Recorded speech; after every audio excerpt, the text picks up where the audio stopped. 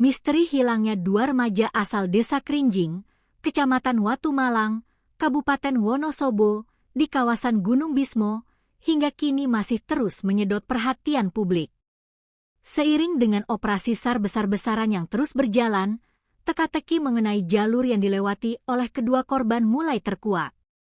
Kepala Desa Krinjing secara blak-blakan membongkar kondisi medan sesungguhnya menuju gunung berketinggian 2.365 meter di atas permukaan laut tersebut. Kepala Desa Krinjing, Mulno, saat dikonfirmasi di kantornya pada Selasa, 7 Juli 2026, menegaskan bahwa wilayah desanya memang berbatasan langsung dengan akses menuju Gunung Bismo. Namun, fakta mengejutkan terungkap bahwa rute via Desa Krinjing ini statusnya bukanlah jalur pendakian resmi bagi para pendaki umum dan sama sekali tidak dilengkapi dengan pos base camp ataupun petunjuk arah yang memadai. Kalau via Krinjing sebenarnya tidak ada jalur pendakian resminya. Kalau sekadar akses yang mudah dilalui memang ada, tapi kami dari pihak desa tidak membuka jalur pendakian ataupun mendirikan fasilitas base camp, kata Kades Mulno meluruskan situasi di lapangan. Mulno menjelaskan, bagi warga lokal Desa Krinjing, area lereng bawah Gunung Bismo merupakan ladang mengais rezeki sehari-hari.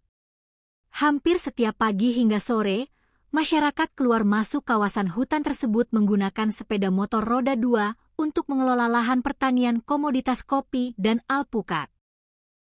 Aktivitas yang aman terkendali di lereng bawah ini berbanding terbalik ketika seseorang nekat merangsek naik ke kawasan yang lebih tinggi menuju puncak. Medan menuju puncak Gunung Bismo via Krinjing dikenal memiliki tantangan alam yang sangat ekstrim. Vegetasi hutan yang teramat rapat serta pertumbuhan rumput liar yang sangat tinggi menjadi pembatas alami yang menutupi jalur tikus menuju puncak.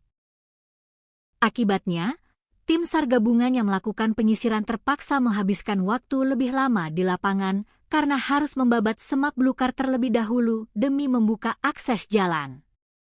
Kendati ekstrim, jalur Krinjing ini sebenarnya bisa terhubung langsung menuju puncak dan bertemu dengan jalur pendakian resmi lainnya seperti Via Derodur dan Silandak. Kasus hilangnya Arifin Nurrohmat atau Apin yang berusia 18 tahun dan sahabatnya, Yufaidin atau Idin yang berusia 15 tahun, bermula pada Selasa, 30 Juni 2026. Pihak keluarga awalnya sama sekali tidak mengetahui rencana kedua anak tersebut karena mereka pergi tanpa berpamitan. Dugaan awal mereka mendaki Gunung Bismo mencuat setelah ada warga desa yang sempat melihat keduanya berjalan kaki beriringan menuju ke arah kawasan hutan. Pihak keluarga baru tersadar saat jam pulang kerja sekitar pukul 16.00 waktu Indonesia Barat, di mana kedua remaja tersebut belum juga menampakkan batang hidungnya.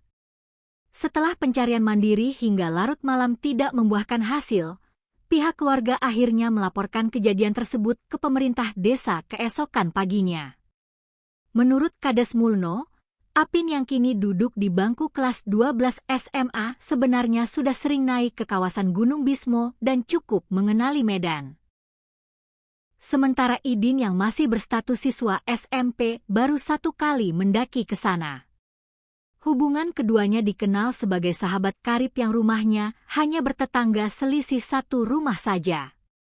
Hingga kini, ratusan personel SAR gabungan masih terus berjuang di tengah rapatnya vegetasi Gunung Bismo, berharap mukjizat agar kedua sahabat karib tersebut bisa segera ditemukan dalam kondisi selamat.